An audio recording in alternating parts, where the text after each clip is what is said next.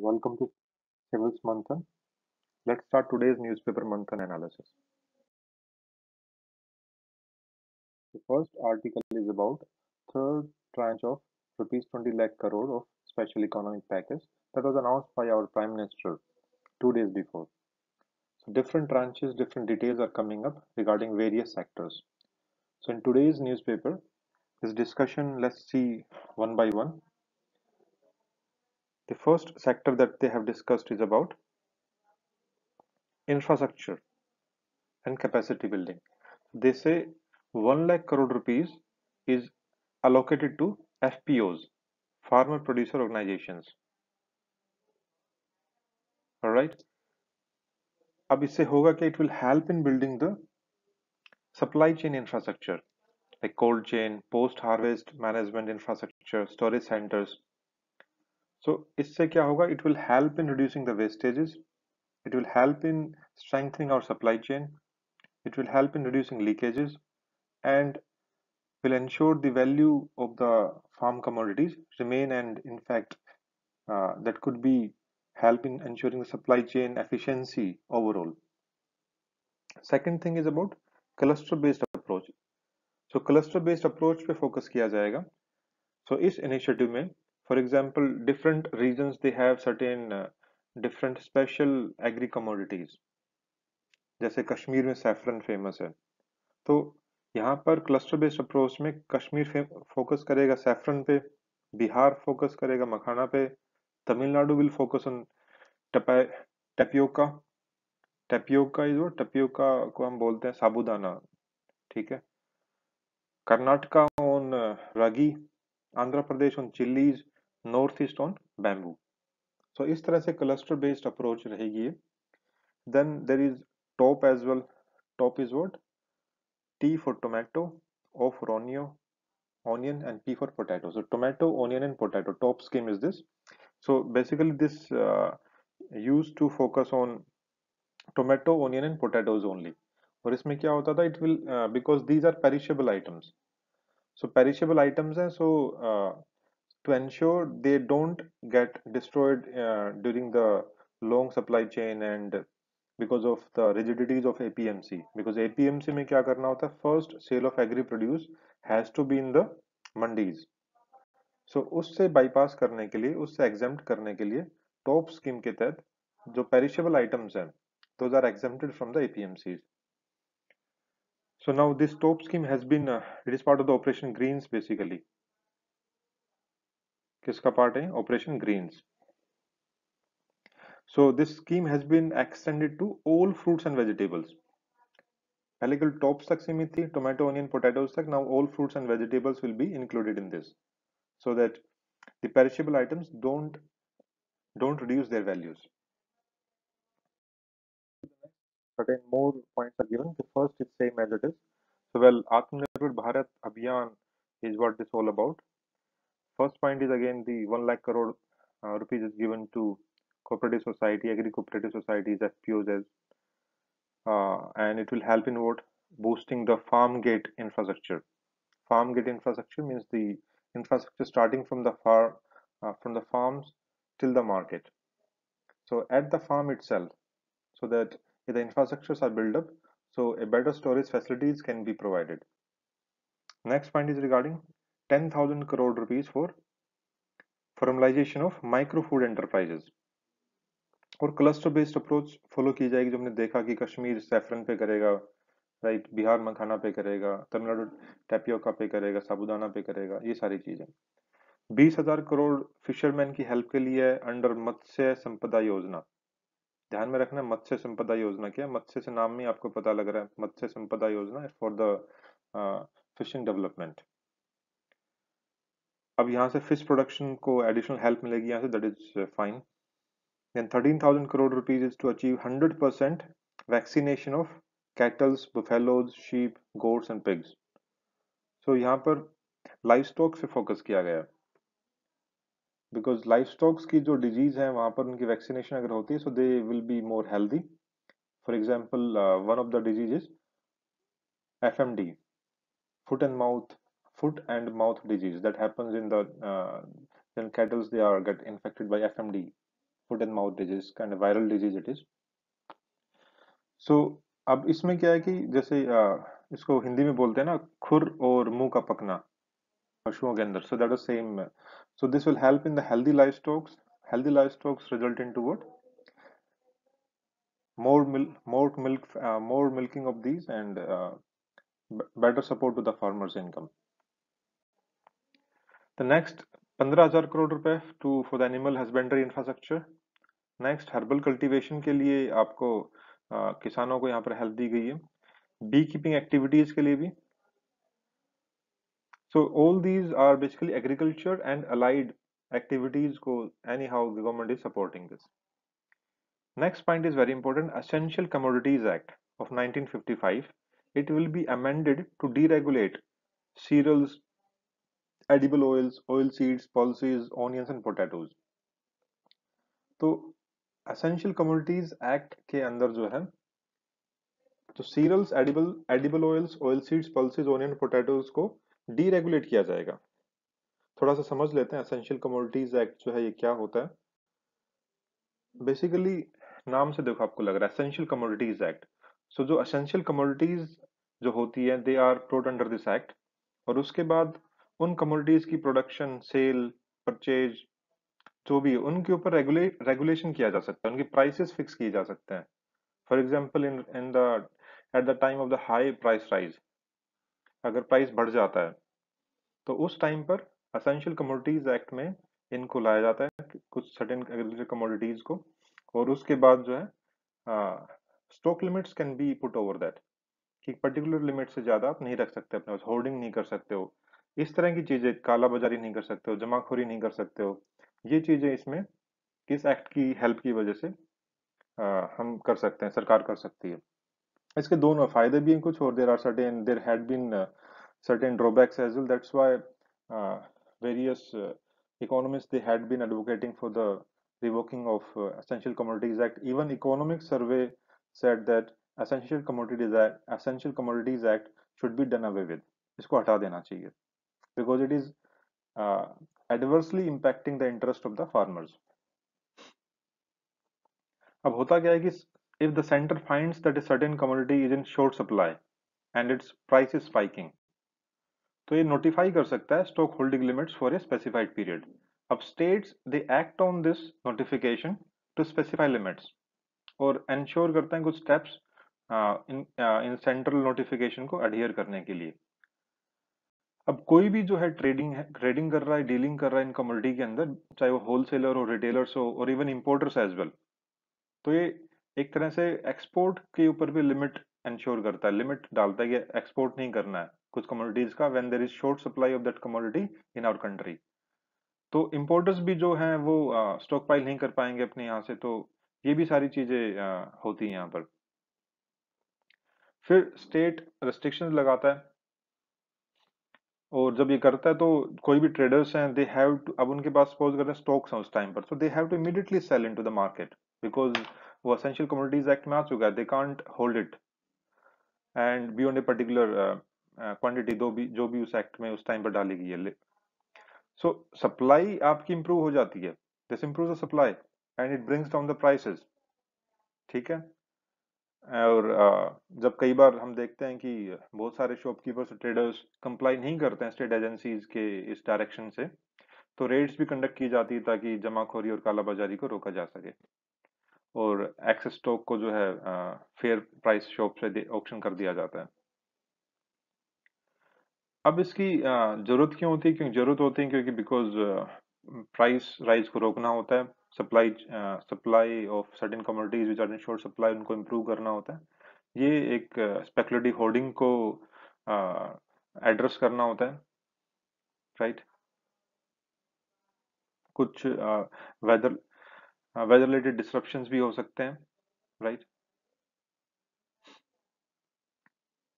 अब इसमें प्रॉब्लम क्या आती है कि जो फार्मर्स हैं, farmers they somehow are adversely affected by this because farmers ना तो वो स्टॉक्स रख सकते हैं बिकॉज सर्टेन सीजन्स में सप्लाई कम रहती है, तो they have to stock maintain the stock so that it does not lead to the distress sale. Because farmers के लिए सबसे असेंशियल इंपॉर्टेंट चीज क्या है, they get the right prices for their agriculture crops. तो उसके लिए definitely they should have the provision so that they can store in the cold storages, right. और इसके अलावा टाइम टाइम पर एसेंशियल कमोडिटीज एक्ट के अंदर अलग अलग लिमिट्स डाली जाती हैं, they are not able to export as well. So एक पर्टिकुलर प्लानिंग नहीं बन पाती है कि हाँ इस पर्टिकुलर कमोडिटी को हमने इस हिसाब से प्लान करना। अपनी एग्रीकल्चरल जो बिजनेस उनका जो काम है, they are not able to exactly plan for that in advance.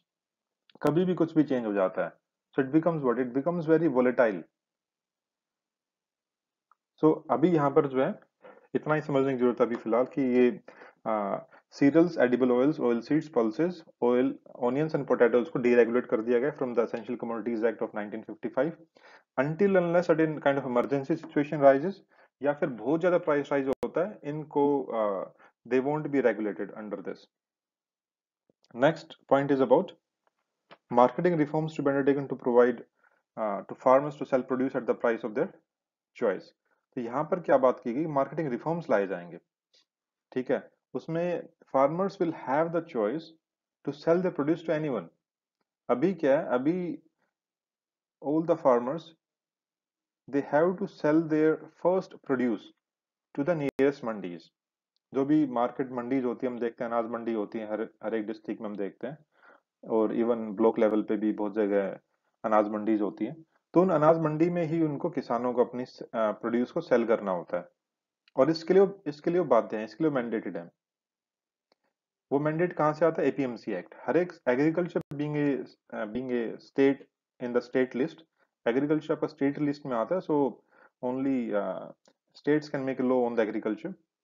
So APMC acts states ने अपने अलग अलग बनाए हुए हैं, and this state under this APMC act the farmers are bound to sell their first produce to the mandis. अभी middle man आपके commission agents होते हैं, उनके थ्रू ये आगे जो भी सेल का काम होता है थ्रू फार्मर्स। अब यहाँ पर e NAM was one of the initiative जिसके through all the mandis they were to be integrated and farmers could sell their produce anywhere to anyone electronically। लेकिन अभी तक ये because it was not mandatory था नहीं, because being agriculture state list, तो ऐसा कोई कानून था नहीं, and ultimately different states, different mandis they came together, लेकिन हर कोई मंडी इंटीग्रेट नहीं हुआ इसके साथ। इवन अभी भी जो है ये act, APMC act, still in many of the states it is working in very rigidly. तो अभी यहाँ पर छूट दी जा रही है, ठीक है। अब यहाँ पर फ्लेक्सिबिलिटी होगी फार्मर्स को to sell produce at the price of their choice, right. अब यहाँ पर कह रहे हैं कि ये होगा कैसे, बिकॉज अल्टीमेटली एपीएमसी एक्ट तो still, agriculture still in the state list, so how centre can make a law. Till now centre use to make a model law, right. एक मॉडल लॉ बनाते हैं, मॉडल लॉ मीन्स एक law बनाते हैं कि भी एक अच्छा सा लॉ इस एग्रीकल्चर के ऊपर, suppose model APMC act for example we can say model APMC act. So एक मॉडल एपीएमसी एक्ट बना हुआ है कि बाकी स्टेट्स जो है वो अपना एपीएमसी एक्ट इस मॉडल लॉ के अकॉर्डिंगली फ्रेम करें, right.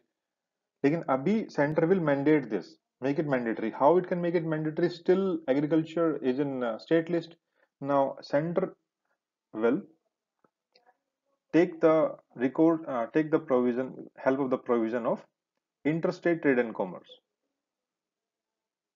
Interstate trade and commerce, this entry is in the union list. Entry number 42 of union list is interstate trade and commerce. अब इस interstate trade and commerce का help लेके center will do this, will bring a law on this, or it can even take the executive decision as well as a law can be made by the central government, ठीक है। because union list schedule 7 3 lists are there, union list on which only union can make the law, state list on which only state can make the law, concurrent list on which both union and state can make the laws. It's the same thing that we have discussed. Agree, these measures on agriculture will open new chapter, food processing sector to benefit a lot. So they've given how it will help. It says it is heartening to see that reforms announced for the agriculture sector Amendments to ECA, reforms in agriculture, marketing and risk mitigation. It will empower farmers, strengthen agri-food processing linkages, and enable demand-driven value-added agriculture. इसके अलावा क्या है कि infrastructure outlays will contribute in shaping a competitive agri-value chain, reduce wastage, and raise farmers' income. हमें farmers' income double भी करना था as per Ashok Dalwai जो कमेटी रिकमेंडेशन था, right? So that's all about these provisions that have been made under Atmanirbhar Bharat Abhiyan in this newspaper's edition. Let's come to the next. This article is about permit us to use reserves NBFCs they say to RBI. Context क्या है? Simple सा है कि अभी COVID-19 में they are expected to face the losses. The NBFCs. What are NBFCs? Non-banking financial companies. So they want that to make use the reserves and adjust that reserve towards the additional expected credit loss. News में क्या है ये important नहीं है आपको, you can neglect this, just you need to understand what NBFCs are. NBFCs are non banking financial companies. How they are different from the banks. Bank से कैसे different है, ये बेसिक कॉन्सेप्ट पे क्वेश्चन एग्जाम में आ सकता है. कैन जल्दी से देखते हैं. The first point of difference is regarding demand deposits. What are demand deposits? Demand deposits where the people, the customer or the banks, they can access money on demand. कि डिमांड पे पैसा निकलवा सकते हैं. For example saving bank account and the current account, these are the demand deposits. Term deposit क्या होते हैं? Time deposit like the fixed deposits. So demand deposits bank से एक्सेप्ट करते हैं, we all know, because saving account और current account दोनों banks में हम खुलवा सकते हैं. But NBFCs they do not accept demand deposit. So this is the major difference. Second one regarding cheque, drawing of a cheque. Banks में cheque issue कर सकता है बैंक, पता है हमें, बैंक से चेक हमारे पास है तो banks can they can issue cheque freely. But NBFCs can not issue और draw a cheque on its own. ये एनबीएफसीज अपने आप पे चेक या चेक इश्यू नहीं कर सकता है.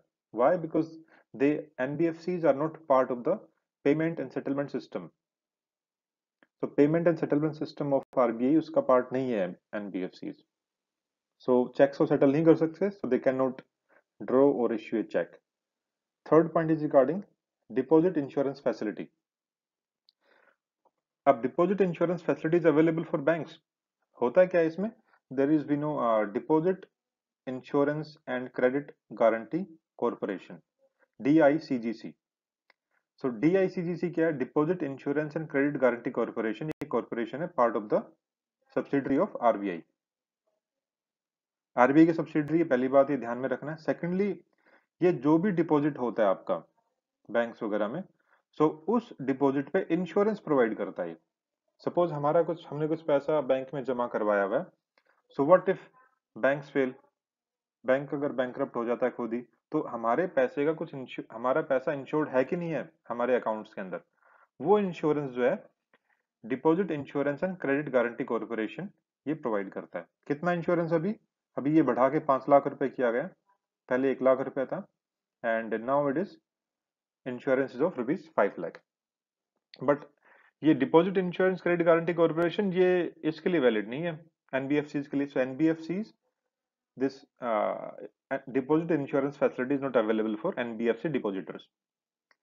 एक्ट ऑफ रेगुलेशन, यहाँ पर आपका इंडियन कंपनीज एक्ट लगता है, यहाँ पर का बैंकिंग रेगुलेशन एक्ट लगता है. सो कंपनीज एक्ट में भी रजिस्टर्ड आपका नॉन बैंकिंग फाइनेंशियल कंपनी, नाम में ही कंपनी है भाई आपके, जब नाम में ही आपका कंपनी है, नॉन बैंकिंग फाइनेंशियल कंपनी है, so it will be registered under companies act 1956. So that's all from this difference. ये difference ही देखना, बाकी article में it is not so important. This article is about Diamar Bhasha Dam. Diamar Bhasha Dam ये क्या है? ये एक dam है that Pakistan is building with the help of China. एक Chinese power company है, उसकी help से Pakistan is building this dam. Why this is important for us? Because they are building this dam in POK, in Gilgit-Baltistan region of Pakistan occupied Kashmir.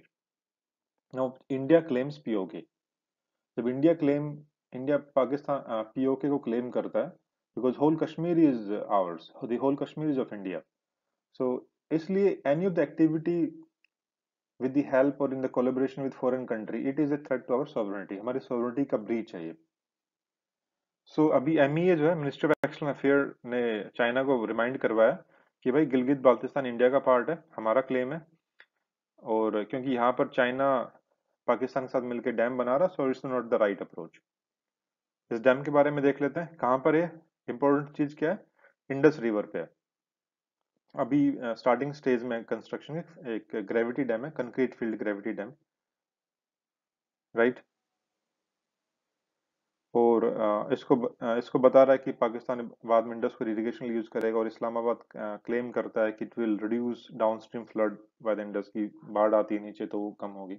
All these are things only for our interest. Is question क्या बन सकता है कि ये dimer भाषा dam है कहाँ पर. ये डैम आपका POK में, गिलगित बाल्टिस्तान में है. ये IR का पार्ट आपका बनेगा, मेंस में भी आप इसको यूज कर सकते हैं. It's the same thing for example CPEC, China Pakistan economic corridor. ये CPEC China Pakistan economic corridor कहाँ से कहाँ तक है, ये Gwadar to Kashgar. Gwadar to Kashgar. Kashgar is a place in Xinjiang province of China. अब ये जो ग्वादार कॉरिडोर है, it passes through Gilgit Baltistan, POK. तो यहाँ पर भी इंडिया ऑब्जेक्शन रेज करता है कि भाई आप लोग यहाँ से आप रोड नहीं बना सकते, कोई भी आप क्रॉस कंट्री आप रोड बना रहे हैं, that passes through Gilgit Baltistan, it is part of India. So that's why India does not support Belt and Road Initiative of China. And India has been raising this objection since the time this corridor is being in the construction phase. Let's see on the map. This is Daimar Bhasha Dam, and here it is. We can see is the Indus River in this blue. This is what Indus River. बस यही आपको देखना है कि ये कहाँ पर locate करता है. Question can be directly asked. That's all for today's newspaper discussion. The editorials of The Hindu, as well as other newspapers, including explained section of Indian Express, we will discuss in another video. Please watch that video as well. And if you have any questions, please ask. You can ask your question on this Telegram group. This is the Telegram group of ours. It is also mentioned in the description given below. We are few civil servants who are running this group. कोई भी आपकी query है, कुछ doubts है, selected candidates हैं वहाँ पर, आप उनसे अपने डाउट्स पूछ सकते हैं. Will definitely help you out in this phase of preparation. Thank you very much, and if you like this video, please do subscribe, press the bell icon, and share this video as well.